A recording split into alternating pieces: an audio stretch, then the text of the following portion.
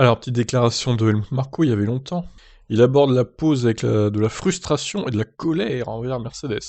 Un sentiment d'impuissance et de léger désespoir aussi. Donc il admet, avant d'être la pause, d'être frustré et en colère contre la façon dont les choses se sont passées ces dernières semaines. En fait, c'est un mélange de frustration et de colère avec un sentiment d'impuissance et de léger désespoir. Les deux dernières courses peuvent être qualifiées de dommages collatéraux pour nous.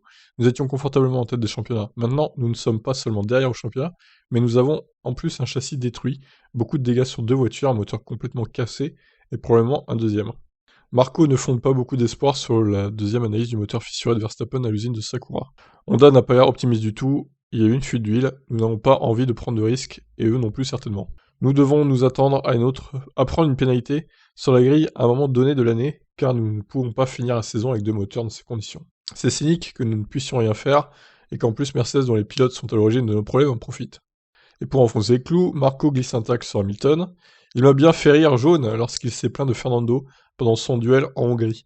Il a dit qu'Alonso était dangereux dans les virages rapides, mais comment qualifie-t-on alors son action sur Max dans Cops? Oui, alors ça revient souvent dans les mèmes qui ont été faits sur les groupes F1 à Nurchi, là. Ouais, bon, ça va, j'avoue que se plaindre d'Alonso alors qu'il a fait une défense dure mais correcte, au final, c'était pas vraiment adapté de la part de Lewis, je pense. Il était frustré de ne pas pouvoir passer, je pense. C'est surtout ça, donc il a un peu réagi quand même, comme d'hab, un peu en se plaignant, quoi. Bon, bah en tout cas, on sent que Helmut Marko a le seum, hein. Voilà pour ça, je vous laisse réagir.